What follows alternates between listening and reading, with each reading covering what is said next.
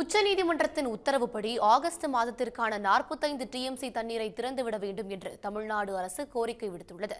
டெல்லியில் காவிரி மேலாண்மை ஆணைய கூட்டத்திற்கு பிறகு தமிழ்நாடு நீர்வளத்துறை கூடுதல் தலைமைச் செயலாளர் மணிவாசன் செய்தியாளர்களை சந்தித்தார்.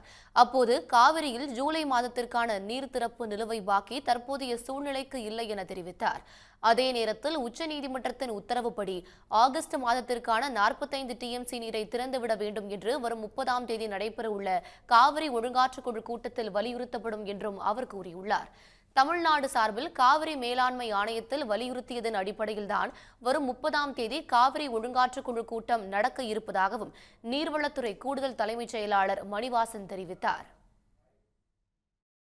ஜூலையில் இது வரைக்கும் வந்த தண்ணீர் சுப்ரீம் கோர்ட் ஆணையப்படி நம்மளுக்கு தண்ணி வந்துட்டு இருக்கு. அதை விட நம்ம நிப்பாட்ட முடியாது. இன்னும் வருங்காலங்களில் இந்த மந்த் எந்த வரைக்கும் தண்ணி வரணும். அதை விட முக்கியமாக தொடர்ந்து அடுத்த ஆகஸ்ட் மாதம் 45 டிஎம்சி போல நம்மளுக்கு வர வேண்டிய நீர் இருக்கு. ஸோ அதையும் வலியுறுத்துறது கொடுத்த முக்கியமான கோரிக்கை நம்ம வச்சுருக்கோம். ஜூலையில் பேக்லாக்லாம் இது வரைக்கும் வந்த தண்ணீர் அடிப்படையில் இது வரைக்கும் சுப்ரீம் கோர்ட் அடிப்படையில் தேவையான நீர் அடைக்கணும்.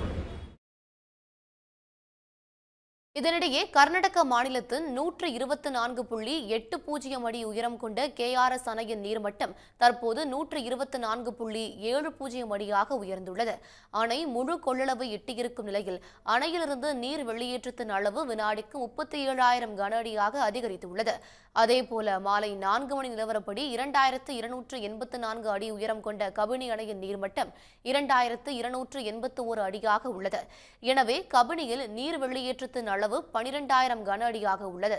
தற்போது இரு அணைகளிலிருந்து வெளியேற்றப்படும் நீரின் அளவு காலை 34,000 கன அடியாக இருந்த நிலையில் தற்போது 49,000 கன அடியாக அதிகரிக்கப்பட்டுள்ளது. உடனுக்குடன் செய்திகளை தெரிந்து கொள்ள சன் நியூஸ் பெல் ஐகானை கிளிக் பண்ணுங்க.